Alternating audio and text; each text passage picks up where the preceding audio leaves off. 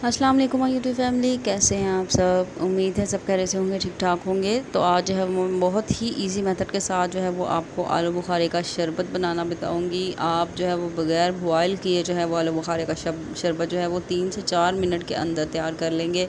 और बहुत ही ये ठंडा शरबत होता है। आप इसको गर्मियों में ज़रूर ट्राई कीजिएगा, मुझे फ़ीडबैक दीजिएगा कैसा बना है, ठीक है। तो चलिए वीडियो को स्टार्ट करते हैं। आपने आधा किलो या किलो जितनी भी आपकी रिक्वायरमेंट है आप उसके मुताबिक जो है वो आप जो है वो आलू बुखारा ले लें। इस तरह से अच्छे तरीके से आपने इसको वॉश करके तो आपने इसको खुश्क कर लेना है। उसके बाद जो है वो हमने इसमें हस्बे ज़रूरत नमक ऐड करना है। मैंने यहाँ पे वाइट नमक लिया है, आप इसमें जो है वो काला नमक भी ऐड कर सकते हैं, उससे जो है इसका टेस्ट बहुत अच्छा आता है। उसके बाद जो है वो हमने इसमें शुगर ली है, हाफ़ कप से ज़्यादा है, ये बड़ा कप है।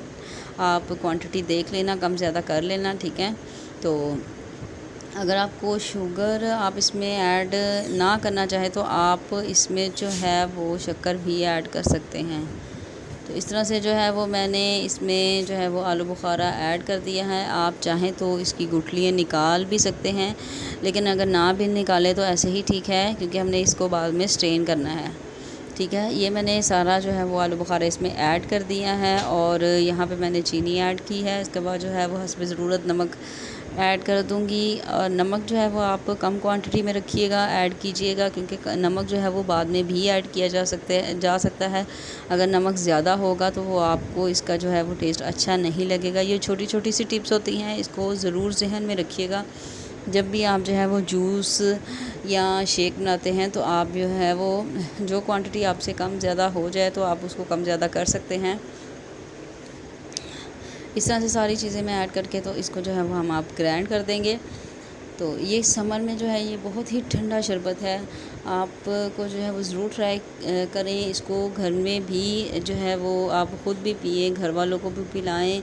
बहुत ही ठंडा है, ठंडक का एहसास आता है। जब आप इसको एक गिलास पिएंगे ना तो आप यकीन करें कि आपको आप ख़ुद को इतना ठंडा और फ्रेश फील करेंगे और आपकी स्किन भी बहुत फ्रेश हो जाएगी इसके साथ, ठीक है। आप जिन लड़कियों की शादी होने वाली है, ये ब्लड को जो है वो खून भी पैदा करता है, ठीक है।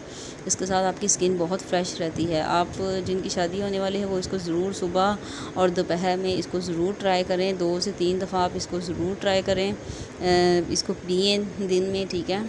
तो ये इसने अच्छी तरीके से आपने इसको स्ट्रेन कर लेना है।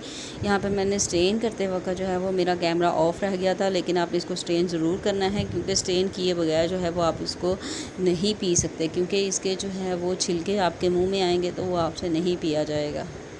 आप देख सकते हैं इस तरह की जो है वो पिंकिश टोन में आ गया है। ये इस तरह जैसे इसका कलर है इस तरह ही आपकी स्किन हो जाएगी अगर आप इसको 1 वीक जो है वो आप इसको ट्राई करेंगे तो। ये देखिए मैंने इसमें पानी ऐड किया था, अगर आपको ये ज़्यादा गाढ़ा लगे तो आप इसमें पानी ऐड कर सकते हैं। आइस क्यूब ऐड करें और अच्छे तरीके से इसको शेक करें और फिर इसको सर्व करें। इंशाल्लाह आपको बहुत मज़ा आएगा पीने में। तो गर्मियों में जो है वो ये बहुत ज़्यादा पिया जाता है।